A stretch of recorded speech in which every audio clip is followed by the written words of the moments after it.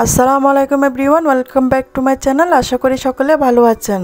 শীতকালে এই গরম গরম স্যুপ নুডলসটা খেতে এতটা ভালো লাগে এবং এটি এতটা মজার যে আপনারা এটি তৈরি করে না খেলে বুঝতে পারবেন না। তো কি করে আমি এই স্যুপ নুডলসটা কত সহজে কত তাড়াতাড়ি তৈরি করেছি সেটি জানতে হলে পুরো ভিডিওটি না টেনে দেখতে হবে। দেখতে লাইক দিয়ে ভিডিওটি শুরু করা যাক।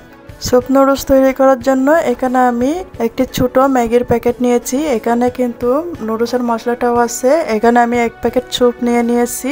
আপনারা চাইলে আরো বেশি পরিমাণে নিতে পারেন। আমি এখানে একটি হাঁড়িতে দিয়ে দিয়েছি 1 টেবিল চামচ পরিমাণ সয়াবিন তেল। তেলটা গরম হয়ে গেলে এখানে আমি পেঁয়াজ কুচি দিয়ে দিয়েছি, সাথে দিয়ে দিয়েছি টমেটো কুচি আর গাজর কুচি।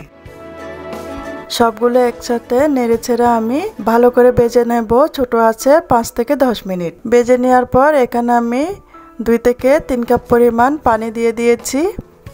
এখানে আমি ঠান্ডা পানি দিয়েছি। আমি এই নুডলসের সাথে থাকা এই মশলাটা দিয়ে দিয়েছি। এখন আমি স্যুপের প্যাকেটটার পানি ঠান্ডা থাকা অবস্থায় দিয়ে দেব।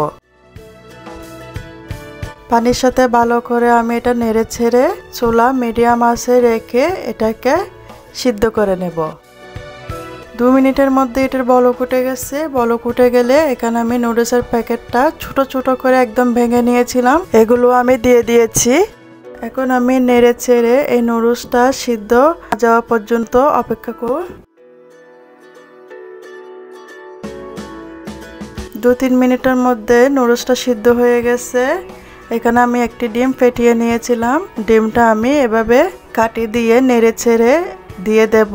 একসাথে দিয়ে দিলে ডিমটা দলা পাকিয়ে যাবে। এখন ডিমটা দিয়ে দেওয়ার পর এখানে আমি যেহেতু শীতকালে তৈরি করছি সামান্য ধনেপাতা দিয়ে নেড়ে ছেড়ে চুলা থেকে স্যুপটা নামিয়ে নিয়ে গরম গরম পরিবেশন করব।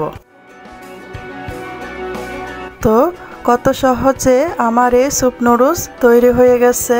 আমি আশা করব এই রেসিপিটা আপনারা অবশ্যই ট্রাই করবেন আর ভালো লাগলে আমাকে কমেন্ট করে জানাবেন। আজকের ভিডিওটি যদি ভালো লেগে থাকে লাইক কমেন্ট শেয়ার করতে ভুলবেন না। আমার চ্যানেলটা সাবস্ক্রাইব করে আমার পাশে থাকার জন্য অনুরোধ রইল। আমার নতুন ভিডিও পাওয়ার জন্য পাশে থাকা বেল আইকনটি বাজিয়ে দিয়ে যাবেন। এতক্ষণ আমার সাথে থাকার জন্য আপনাদের সবাইকে ধন্যবাদ। আল্লাহ হাফেজ।